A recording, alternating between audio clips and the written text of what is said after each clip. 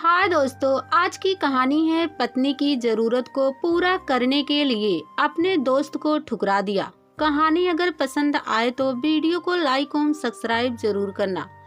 Coffee house के बाहर हैदर को देखकर फहीम के चेहरे की रंगत उड़ गई थी।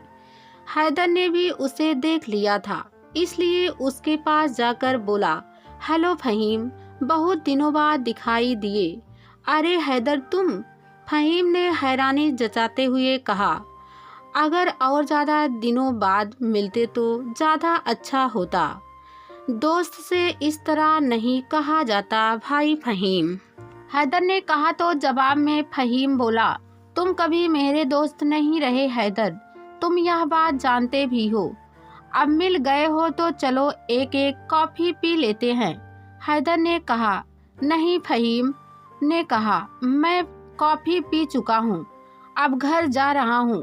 कहकर फहीम ने आगे बढ़ना चाहा तो हैदर ने उसका रास्ता रोकते हुए कहा, मैंने कहा ना कि अंदर चलकर मेरे साथ भी एक कप कॉफी पी लो। अगर तुमने मेरी बात नहीं मानी तो बाद में तुम्हें बहुत अफसोस होगा। फहीम अपने होठ काटने लगा। उसे मालूम था कि हैदर की इस धमकी का क्या मतलब है। फहीम हैदर को देखकर ही समझ गया था कि अब यह गड़े मुर्दे उखाड़ने बैठ जाएगा। हैदर हमेशा उसके लिए बुरी खबर ही लाता था, इसलिए उसने उकताए सुर में कहा, ठीक है चलो अंदर। दोनों अंदर जाकर कोने की मेज पर आमने सामने बैठकर कॉफी पी रहे थे। फहीम ने उताकते हुए कहा, अब बोलो क्या कहना चाहते हो। हैदर ने कॉफी पीते हुए कहा, अब मैंने सुल्तान ज्वेलर के यहाँ की नौकरी छोड़ दी है। सुल्तान आखिर असलियत जान ही गया। फहीम ने इधर उधर देखते हुए कहा। हैदर का चेहरा लाल हो गया। नहीं, ऐसी कोई बात नहीं है, मेरी उसके साथ निभी नहीं। फहीम को हैदर की इस बात पर किसी तरह की कोई शक नहीं हुआ। ज्वेलरी स्टोर के मालिक सुल्तान अहमद अपने नौकरों के चाल चलन के बारे में बहुत सख्त मिजाज था। ज्वेलरी स्टोर में काम करने वाले किसी भी कर्मचारी के बारे में शक होता नहीं था कि वह उस कर्मचारी को तुरंत हटा देता था। फहीम ने सुल्तान ज्वेलरी स्टोर में 5 सालों तक नौकरी की थी। सुल्तान अहमद को जब पता चला था कि फहीम कभी कभी रेस के घोड़ों पर दांव लगाता है और जुआ खेलता है, तो उसने उसे तुरंत नौकरी से निकाल दिया था। तुम्हारे नौकरी से निकाले जाने का मुझसे क्या संबंध है? फहीम ने पूछा। हैदर ने उसकी इस बात का कोई जवाब न देते हुए बात को दूसरी तरफ मोड़ दिया। आज मैं अपनी कुछ पुरानी चीजों को देख रहा था तो जानते हो, अचानक उसमें मेरे हाथ एक चीज लग गई। तुम्हारी वह पुरानी तस्वीर जिसे इवनिंग टाइम्स अखबार के एक रिपोर्ट ने उस समय खींची थी जब पुलिस ने पैराडाइज में छापा मारा था। उस तस्वीर में तुम्हें पुलिस की गाड़ी में बैठते हुए दिखाया गया था। फहीम के चेहरे का रंग लाल पड़ गया। उसने रुखाई से कहा, मुझे वह तस्वीर याद है। तुमने वह तस्वीर अपने शराबी रिपोर्टर दोस्त से प्राप्त की थी और उसके बदले मुझसे 2 लाख रुपए वसूलने की कोशिश की थी। लेकिन जब मैंने तुम्हें रुपए नहीं दिए तो तुमने सुल्तान अहमद से मेरी चुगली कर दी थी। तब मुझे नौकरी से निकाल दिया गया था। मैंने पिछले 4 सालों से घोड़ों पर कोई रकम भी नहीं लगाई है। अब मेरी शादी भी हो चुकी है और मेरे पास अपनी रकम को खर्च करने के कई दूसरे तरीके भी हैं। बिल्कुल बिल्कुल, हैदर ने हाँ में हाँ मिलाते हुए कहा, और अब तुम्हारी नौकरी भी बहुत बढ़िया है बैंक में। यह सुनकर फहीम के चेहरे का रंग उड़ गया। तुम्हें कैसे पता? तुम क्या समझ रहे हो कि मेरी तुमसे यह हुई मुलाकात इत्तेफाक है? हैदर ने भेड़िए की तरह दांत निकालते हुए कहा। फहीम ने तीखी नजरों से हैदर की ओर देखते हुए कहा, ये चूहे बिल्ली का खेल खत्म करो। यह बताओ कि तुम चाहते क्या हो? हैदर ने बेयरे की ओर देखते हुए धीमे स्वर में कहा, बात यह है फहीम कि सुल्तान अहमद के पास बिना तरासे हीरो की लाट आने वाली है।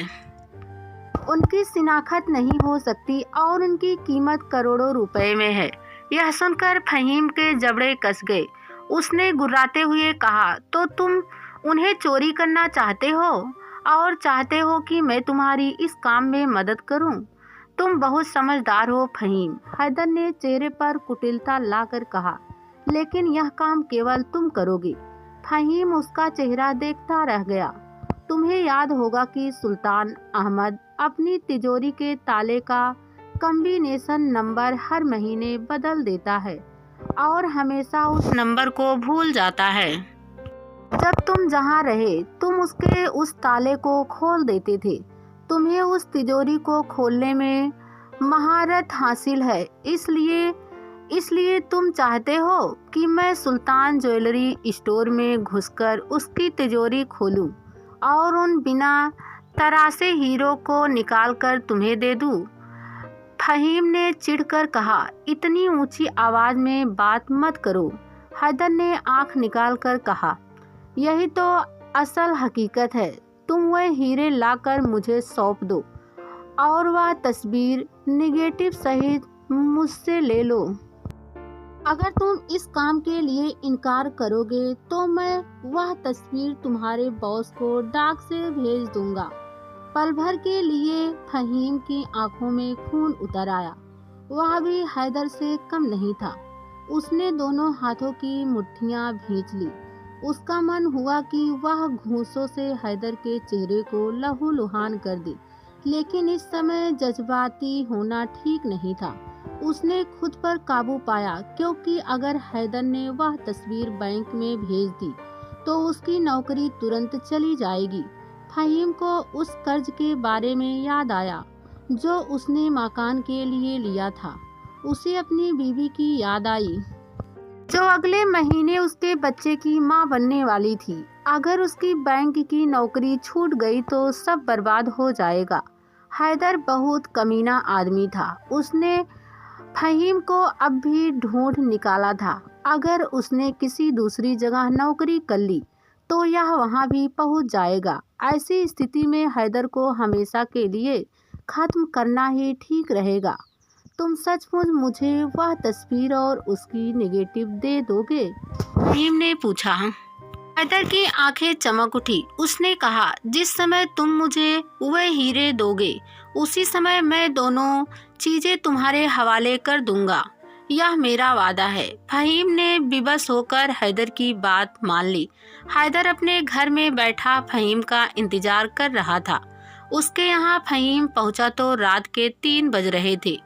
उसके आते ही उसने पूछा, तुम हीरे ले आए? फहीम ने अपने ओवरकोट की जेब से मखमली चमड़े की एक थैली निकालकर मेज पर रखते हुए कहा, वह तस्वीर और उसकी नेगेटिव। हैदर ने अपने कोट की जेब से एक लिफाफा निकालकर फहीम के हवाले करते हुए हीरे की थैली उठाने के लिए हाथ आगे बढ़ाया। 1 मिनट, फहीम ने कहा।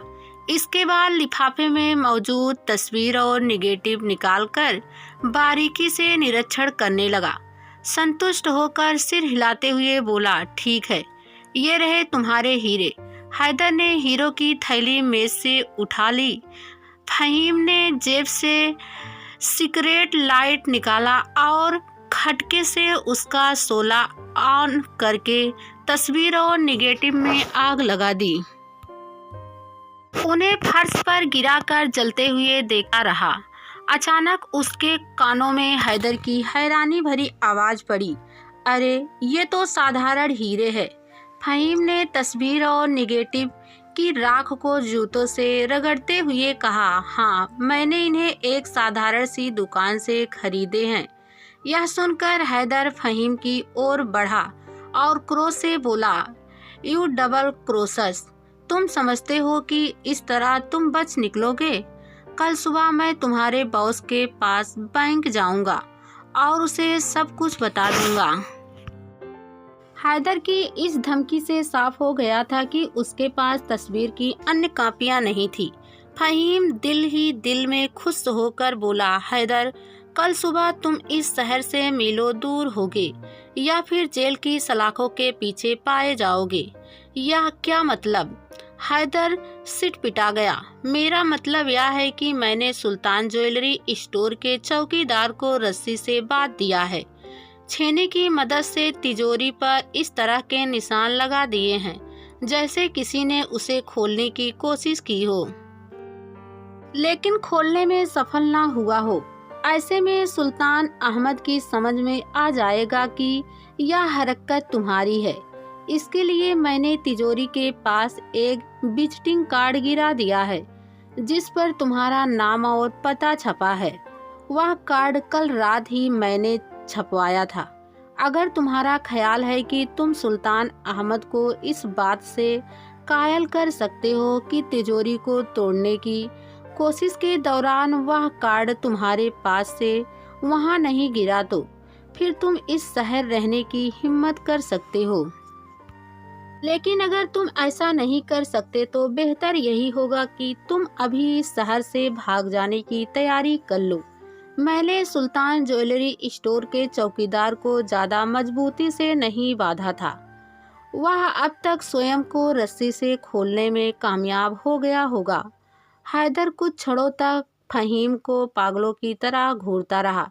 इसके बाद वह अलमारी की तरफ लपका और अपने कपड़े तथा अन्य जरूरती सामान ब्रीफ केस में रखकर तेजी से सीढ़ियां की ओर बढ़ गया। फहीम इत्मीनान से टहलता हुआ हैदर के घर से बाहर निकला। बाहर आकर बड़बड़ाया, मेरा ख्याल है कि अब हैदर कभी इस शहर में लौटकर नहीं आएगा। हाँ, कुछ समय बाद वह यह जरूर सोच सकता है कि मैं वास्तव में सुल्तान ज्वेलरी स्टोर में गया भी था या नहीं, लेकिन अब उसमें इतनी हिम्मत नहीं रही कि वह वापस आकर हकीकत का पता करे। फिलहाल मेरी यह चाल कामयाब रही। मैंने उसे जो बता दिया उसने उसे सच मान लिया।